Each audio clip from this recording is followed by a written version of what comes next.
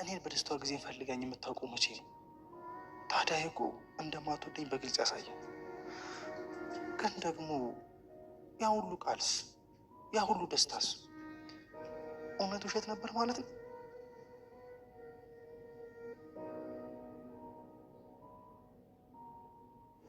አሴር አሴር፣ የት ሄድክ?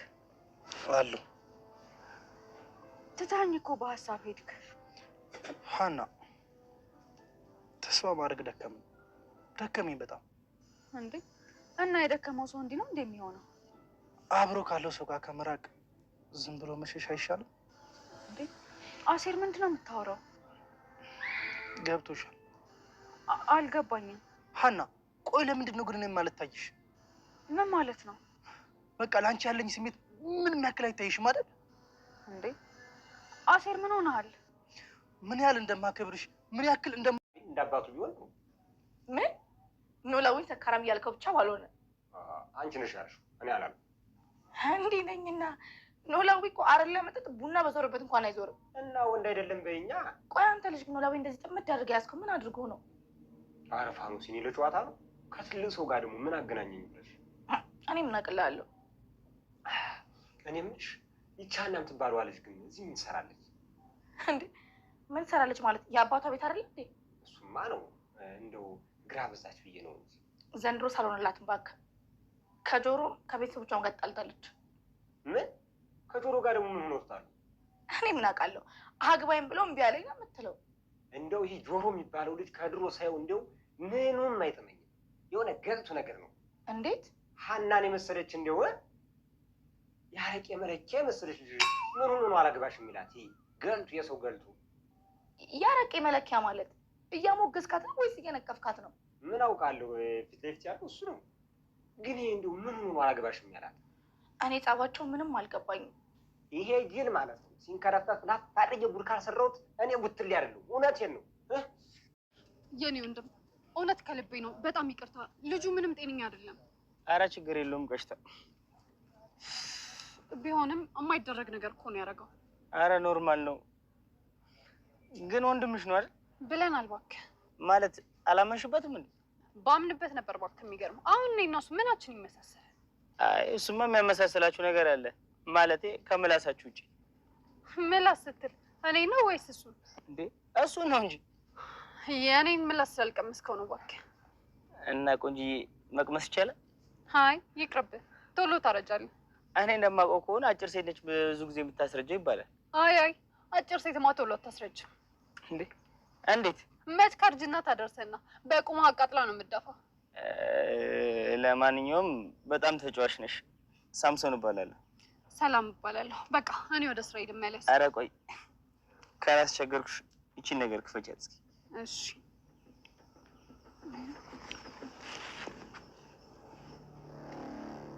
ቆይ ከገባሽ ቀናቶች ተቆጥረዋል። በዚህም የስራ ሂደቷ ላይ እንግዲህ ድርጅቱን ያለውን ሁኔታ እንዳለ ኦዲት አድርጋ በስብሰባ ጠርታ ሰዎቹን አቅርባለች ማለት ነው። ድርጅቱ ያለበትን ሁኔታ በተለይ ደግሞ የማርኬቲንግ ባለሙያ ስለሆነች ማርኬቲንግ ዙሪያ ላይ በጣም ስለሚያስፈልጋት ድርጅቱ እስካሁን ያገኛቸውን ኪሳራ ከዚህ በፊትም የሄደባቸው የነበሩትን የስራ አፈጻጸሞች እና በሱንም ገምግማ አሁን ላይ ደግሞ በተሻለው ሁኔታ ምን ማድረግ እንዳለባት ለሁሉም ይዛ ቀርባለች ማለት ነው። በዚህም ምክንያት እንግዲህ አለቃዋን አስደምመዋለች።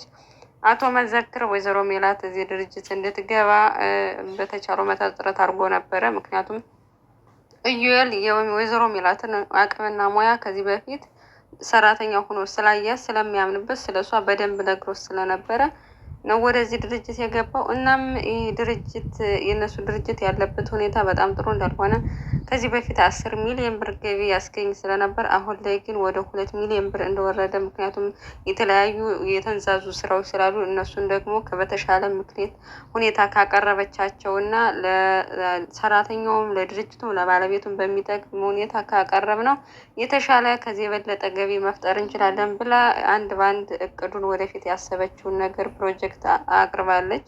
በዚህም ጥያቄዎች ለሰራተኞችም አለቃውም ጥያቄ አቅርቦላት ነበር። እሱን ጥያቄ አንድ ባንድ መልሳ በሚገርም ሁኔታ ጀግንነቷን አስመስክራ ያው አለቃዋ ራሱ እስከሚደመም ድረስ ነው አፉን ከፍቶ ሲያያት የነበረው። እንግዲህ ሴቷ ሰራተኛ ጥቅሙ ስለቀረባት፣ ምክንያቱም ከዚህ በፊት ከደመወዛቸው ውጭ ኮሚሽን ጥቅማ ጥቅም ይከፈላቸው ስለነበረ እሱ ደግሞ መሆን ያለበት ማንኛውም ሰራተኛ በሰራው ልክ ነው እንጂ ሁሉም እኩል የወሩ መጨረሻ ላይ መከፈል የለበት። ምክንያቱም አንደኛው ተኝቶ አንደኛው ደግሞ የበለጠ ሊሰራ ይችላል ሰው። ስለዚህ ሁላቸውም በሰራበት ልክ ነው ሊከፈለው የሚችል። ለምሳሌ አንድ የማርኬቲንግ ወይ ደግሞ ገበያው ላይ ያለ ሰው ያን የሸጠበትን ታይቶ በዛ ልክ ነው ኮሚሽን እንዲከፈለው የሚፈልገው። ምክንያቱም እሱን ሲያዩ ሌሎች ሰራተኞች የመነሳሳት ስለሚሰማቸው ድርጅቱም ጥቅም ያገኛሉ፣ ሰራተኞቹም ደግሞ በስራቸው ልክ ይከፈላቸዋል ብላ ስላነሳች፣ አንደኛዋ ሴቷ ግን ጥቅሟ ሊቀርባት ይሁን አይታወቅም ወይዘሮ ሜላትን ጠምዳ ይዛታለች። ምክንያቱም እዚህ ድርጅት ውስጥ ያለ ነው እስካሁን በኮሚሽኑ እንጂ ደሞዝ ያን ያክል ነው። ስለዚህ ይሄ ደግሞ መቅረት የለበትም ብላ አጣማ ነው የተረዳችው ሀሳቧን ማለት ነው ወይዘሮ ሜላትንም። አቶ መዘክር ግን ሙሉ በሙሉ ቃሏን ተቀብሎ እንደውም እስካሁን የት ነበርሽ? ይህ ሁሉን ሙያና ይህን ሁሉ እውቀት ይዘሽ ቤት መቀመጥ አልነበረብሽም ብሎ አድንቋታል ማለት ነው። በሌላ በኩል ሰላሚና እና ምናሴ ስራቸውን ቀጥለዋል። እንግዲህ ሰላሚና ሊስትሮ አትሰሪም ብላ እናቷ ምናሴም እንድታቆም ሞክረው ነበር። እሷ ግን ደረቅ ስለሆነች እምቢ ብላ ቀጥላለች። አሁን ላይ ወንድሟም አቁም የላትም። ያው አብረው እየሰሩ ይገኛሉ። እናም ጫማ እየጠረገች ነበር እንዳጋጣሚ። እንደውም ስፖንቹን ጨራሽብኝ እባክሽ፣ መጀመሪያ ላይ በቡርሽ አስጂው እያላት፣ እሷ ደግሞ አጽድቻለሁ እባክህ አጨቅጭቅኝ ማላቅ ነው እንደሚመስል እያሉ ሲጨቃጨቁ፣ እንግዲህ የእናቷን ወርቅ የሰረቀው ልጅ ሰላሚና ፍቅር ይዞት እየተመላለሰ ነው ማለት ነው። ጫማው ሳይቆሽሽ እንኳን ጫማውን እያጸዳለሁ እያለ እየተመላለሰ ነበር። በዚህም ምክንያት እንግዲህ ሰላም ስራ ይዛ ነበር። እሷ ካላጸዳችልኝ ብሎ ድርቅ ሲል እያያሃት አይደል እንደ እሷ እኮ ስራ ላይ ናት። ስለዚህ እኔ አጸዳላለሁ ስለው ምናሴ እሷ ናት እንድታጸዳልኝ የሚፈልገው ብሎ፣ አንተማ ሲጀመር በተደጋጋሚ ጫማ ሳይቆሽሽ እየመጣ የምታስጠርገው ሌላ ነገር አስበህ ነው ብሎ ምናሴ እንግዲህ ተናግሮት ልጁን አስቀይሞታል። ሰላምም ወደ ጎን አድርጋ በጣም ይቅርታ የሰራው ስራ ትክክል አይደለም እና በጣም ይቅርታ እያለችው ነበር። እሱ ግን እንደ አጋጣሚ ሳታየው ወንበሯ ላይ የነበረውን ስልኩን አንስቶ ይዞት ሄዶ ነበር። እናም ስልክ ቁጥሯን ወደ ራሱ ስልክ ገልብጦ መለሰላት። ያው እሷን ብትናደድም መጨረሻ ላይ ግን ገርሟት ፈገግ ብላ ሄዳለች። እናም የልጁ ጓደኛ የሌባው ጓደኛ ማለት ነው ጆሮ እየፈለገው ነበረ። እናም የት ሄዶ ነው ብሎ ሲጠይቀው እባክህ አንዲት ችክ ከታች መንደር ወዶ እሷን በእሷ ዙሪያ እየተንቀሳቀሰ ነው ብሎ ደግሞ ጭራሽ እያለም እናም እንደሚፈልገው ነግሮት ጆሮም ተቀየሰ ማለት ነው። በሌላ በኩል ሀኒቾ አባባ ኖላዊ ለማናገር እየሞከሩ ነበር። ለምንድን ነው ወደ እናትሽ ቤት የማትሄጂው? እስካሁን እዚህ የተቀመጥሽው እኮ ትክክል አይደለም እያለ እየመከራት ነበር። እሷ ግን በጭራሽ እንደ ደከማትና አሁን ላይ ከእነሱ ጋር እንደመሆን እንደምትፈልግ፣ እንደውም ይህንም ሀሳብ ጭራሽ እንዲያነሳባት እንደማትፈልግ ለአባቷ ነገረችው። እናም ፋኖሴን ብቻዋን ነው ወይ ጥለሻት የመጣሽው ሲላተኝ፣ አይ ቡጥሌ አብሯት አለ ብለው። እናም ቡጥሌ ለምንድን ነው ግን ይቺ ልጅ አብራ እየተቀመጠች ያለችው? እዚህ ጋር በጣም እግር እያበዛች ነው፣ የተፈጠረ ችግር አለ ወይ ብሎ ጠየቃት ማለት ነው ለፋኖሴ። ፋኖሴ ግን ያው ተጣልቶ ሳይጣሉ አይቀሩም ይሄ ጀሮ የሚባል ልጅ ጋር ምናምን ብሎ፣ እንደውም እሱ ጋር እኮ ብትጣላ በጣም ጥሩ ነው እኔ ይሻላታለሁ እያለ እንደ አጋጣሚ እንደ ቀልድ እያወራ እያለ ያው ፍቅር እንደያዘው ማለት እንደወደዳት ለእኔ ብትመጣ እኔ እኮ ለሷ ወንድ ነኝ ምንም እኔ ማንሳት አይደለም እንደውም ከዛ ሌባ እኔ ይሻላለሁ እያለ እንደ ቀልድ እያወራ እያለ ማታ ላይ ግን ተሰብስበው ሁላቸውም ሲጫወቱ ሲስቁ እሱ እየሳቀ አልነበረም። እናም ምን ሆነ ነው የማትስቀው ብላ ስትጠይቀው ፋኖሴ ያው ልብ የነገሩትን ይሰማልና ቀን የነገርኩት ነገር ልቤ ውስጥ አይገባ አይቀርም ብሎ ሲላት፣ ያው እሷ እውነታውን ስላወቀች በጭራሽ እንደዚህ አይነት ነገር እንዳታስበው ምናምን ስትለው፣ ያው ሰላምና አባባ ኖላዊም ሚስጥሩ ስላልገባቸው ነው እንግዲህ ወጥቶ ሄደ ደህና ዶሮ ብሎ አኩርፎ ማለት ነው። እናም ምንድን ነው የደበቅከው ሚስጥር ብላ ትናንትና ለፋኖስ የነገርካት ምንድን ነው ብላ ጠየቀችው ማለት ነው።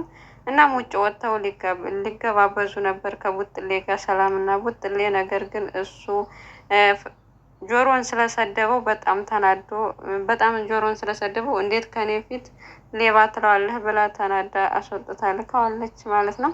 እናም ወይዘሮ ሜላት በስራዋ ምክንያት አለቃዋ በጣም ስለተደሰተ ተጨማሪ ኮሚሽን ገንዘብ ሰጥቷታል። በዛም ኮሚሽን ማለት የሆነ ለስራሽ በጣም ስላስደሰትሽኝ እንደ ሽልማት ቁጠሪልኝ አላት።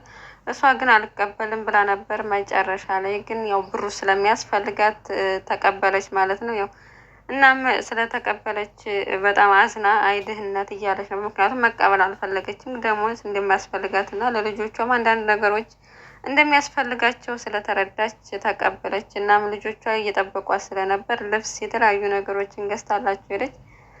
ከየት አመጣሽው ብሩን? ያው ምክንያቱም ብር እንደሌላ ስለሚያውቁ ከየት አመጣሽው ብለው ብሩን ጠየቋት።